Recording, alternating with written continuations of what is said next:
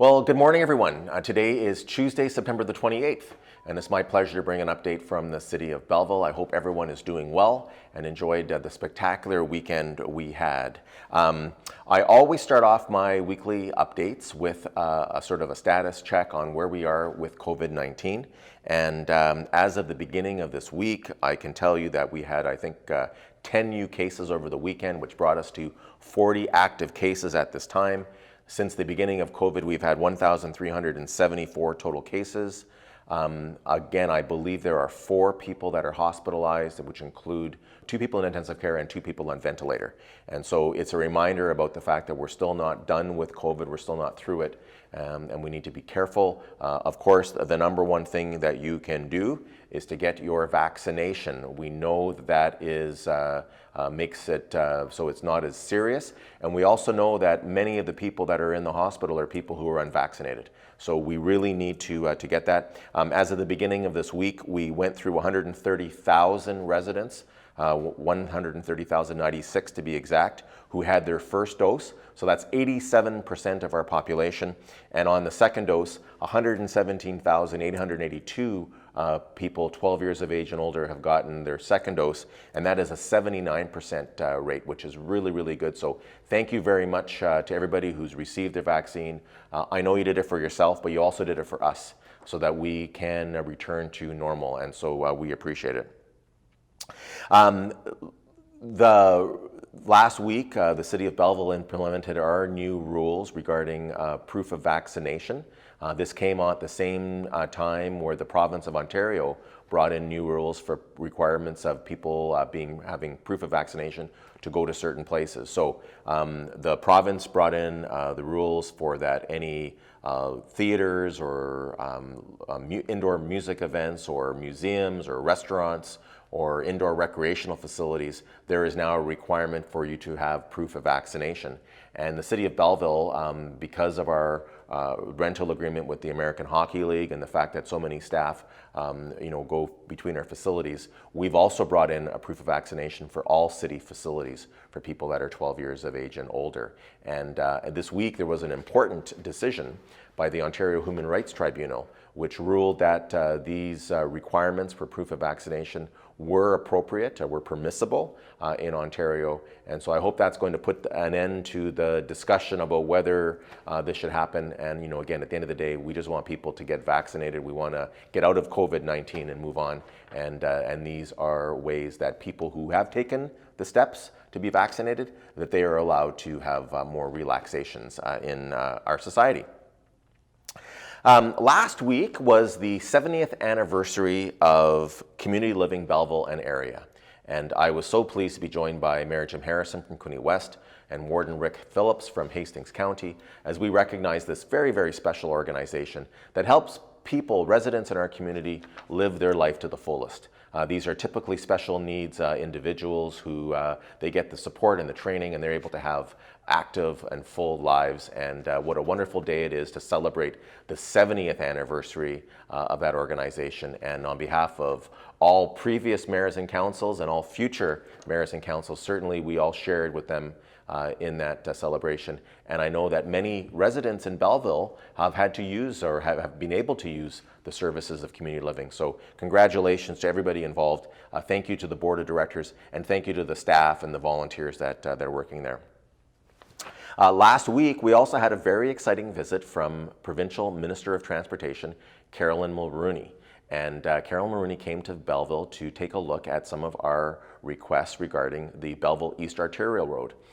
For those of you who remember some of the discussions we've had before, you'll know that the 401 corridor through Belleville is going to be upgraded from the current 2 lanes in each direction to 3 lanes in each direction.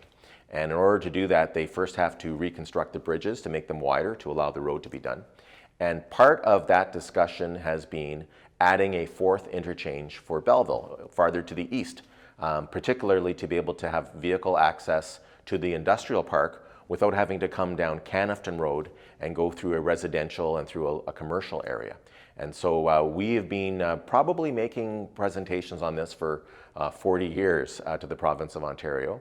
And the last couple times we've attended the Association of Municipalities of Ontario conference, we met with Ms. Mulrooney and her officials, and we've made the case for the bear. This last time I invited her to come so she could see for herself. And you can see from these photos, we had an excellent visit. I want to thank Councillor Sandison and Councillor Millette, who also were with me as part of the delegation to Minister Mulrooney at the AMO conference. I want to thank them for joining us. And we took her on a Belleville Transit bus around the area to show her, the size of the industrial park and how our plans for expansion are so necessary. We also showed her the roads and how it is unsafe and inappropriate, and then we showed her where the facility would be built. And so she told us that it was very eye-opening for her. It's much easier for her to understand this, and we are working with them in terms of making sure that we get the bear through the next 10 years as they do that Highway 401 construction. Otherwise, we may not see that again for another 70 years. I believe this is the most important issue facing the future development and growth for the City of Belleville, and I really appreciate MPP Todd Smith and Daryl Cramp for helping set up this meeting, and also for the Minister for attending. So we'll look for good news on that in the next little while. This weekend, if you happen to be in East Hill, not only were you able to enjoy some wonderful weather, but this was the 2021 edition of Porch Fest. Porch Fest is a outdoor music festival in the community where people play on their porches and residents can walk around or they can pull up a lawn chair. And this is organized by the Rotary Club of Belleville. And I want to thank Rosie Hewlett and specifically Sam Brady for their work on Porch Fest. What an amazing year. This was, in my opinion, the most attended Porch Fest I've ever seen here in the City of Belleville. And it was mostly because the weather was outstanding. But those who went down and saw it really were introduced and given a spectacular range of music. Again, there were a number of homes that had very, very good entertainment, and there were large crowds. But as I walked down Queen Street, or I rode my bicycle down Queen Street, it was amazing to see just the numbers of people that were there. And the City of Belleville supports Porch Fest. We supplied outdoor porta potties for the convenience of people that are attending. And then we also want to thank the BDIA for all of their work downtown with the after party. Thanks everybody who participated. It was a great event, and it's wonderful to have these types of activities as a reward for the hard work we've done during COVID-19. Also on Saturday, I was able to attend the Royal Canadian Legion here, Branch 99 here in Belleville, for their annual awards and honors presentations. And this recognized length of service or length of membership by a number of the members of the Legion, but it also recognized those that have been the Legionnaire of the Year and Volunteer of the Year. And here are some photos from that day. Councillor Sandison was able to join me that day along with MPP Todd Smith, and it really was wonderful. Congratulations to everybody that was involved. We did have a council meeting this week, and we conducted a large number of items for business, but we also had three important deputations, or two important deputations, and then two pieces of correspondence I want to quickly talk about. First of all, Janet Gerald came from the Quinte Arts Council, and she came to thank Belleville City Council for our support of arts, culture, and heritage, particularly the arts community, and including during the pandemic. We currently are funding about $50,000 a year for arts groups and individuals and organizations who contribute to our quality of life. And we know that we've missed all of those activities, and so this funding is designed to keep them stable and able to come back and to join us. Ms. Gerald, in addition to congratulating us for our support of the arts, she called on us to double the amount of funding from the current $50,000 a year to about $100,000 a year. That would take us from about $1 per capita to almost $2 per capita. And City Council will consider that at our upcoming operating budget meetings in 2022 in April of that year. We also had a deputation from the Children's Aid Society from Lisa Masherin, and she talked about Dress Purple Month. And the Dress Purple Month was used to be known as the Prevention of Child Abuse Month. And the Children's Aid Society is one of those organizations that looks after children who are abused or neglected in our community. And it is such a heartbreaking situation to see children in our community who are neglected or who are abused. And thank goodness we have the Children's Aid Society. But October is Dress Purple Month. There are going to be a number of initiatives, including a radiothon with all the local stations here in Belleville. I encourage everybody to support this and to help out if possible, and that would be great.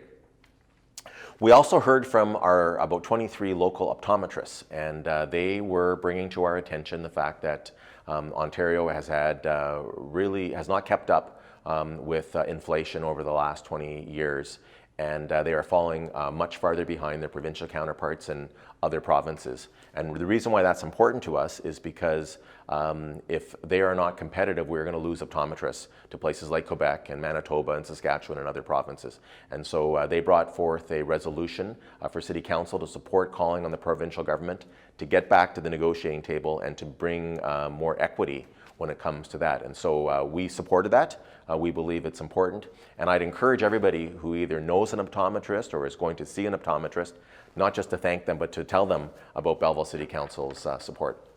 And the last thing I want to cover from yesterday's meeting is the fact that we had a local historian send us a list of 30 soldiers who served in World War I and World War II, who this person believes are from Belleville and should be on the cenotaph at the Veterans Park on Station Street, where we celebrate Remembrance Day. You may remember that in 2019, the City of Belleville added 3 names to the cenotaph, people who were left off from World War I.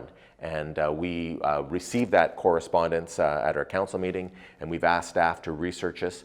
And if in fact these people do belong on the cenotaph, we're looking forward to having their names added, as it's very important for us to recognize those who served us and have given us the great community and the society that we have today. This week, in a couple days, is National Truth and Reconciliation Day and Orange Shirt Day. And this is a day for us to reflect on the tragic and painful history and the ongoing impacts of residential schools in Canada as we work towards reconciliation. We will be having a recognition event here at Belleville City Hall in George Zagoras Square, in the George Zagoras Market Square. And there will be stories, music, and Indigenous arts demonstrations. Details for this is on the belleville.ca website. And I want to thank Councillor Sean Kelly, Chair of the Inclusion, Equity and Diversity Committee, for taking the lead on this and providing that event. We will also have the flag at City Hall at half-staff, and we will fly the orange flag at the Quinte Sports and Wellness Center in recognition of that day. I'm just going to wrap up with a couple of quick things. First of all, congratulations to the Belleville Downtown Improvement Area. Some great news last night. The BDIA received 2 provincial awards from the Ontario Business Improvement Association. They received an award for Special Events and Promotions Awards for the district's Enchanted Holiday Market, and they also received the Marketing and Communications Award for the Downtown District's Belleville rebranding that they've gone through. We are so proud of our BDIA and all the work they've done, not just during COVID, but even before COVID. And this recognition from the provincial group shows that they're on the right track and they're doing a great job. Congratulations to all of the members, all of the board members, and the staff of the BDIA. We're so happy that you've received this recognition, and we wish you well.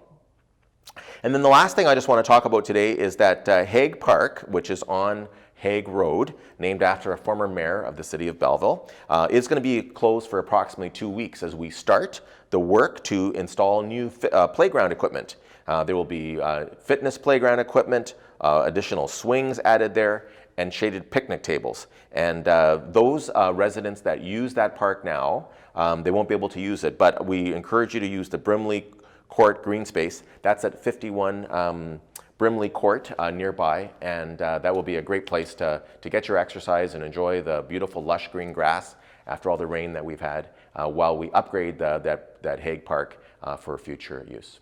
So that's my update for this week, and I hope everybody has a spectacular week. If you have any questions for myself or any members of council, you can go to the City of Belleville website, I encourage you all to be safe. If you haven't got vaccinated, vaccination clinics are open. You can go here to the booking portal for the province of Ontario to get in. You can also walk in at the Quinte Sports and Wellness Centre in the gymnasium where they are doing vaccinations. Almost all pharmacies in the city of Belleville are doing vaccinations, and you can also get them at some doctor's offices. So really, now's the time to get vaccinated. We want you to be able to participate fully in society, and we thank you caring enough about yourself and about us to take that precaution. So with that, have a great weekend. All the best, everybody, and we'll be back in touch soon with another update from the City of Belleville.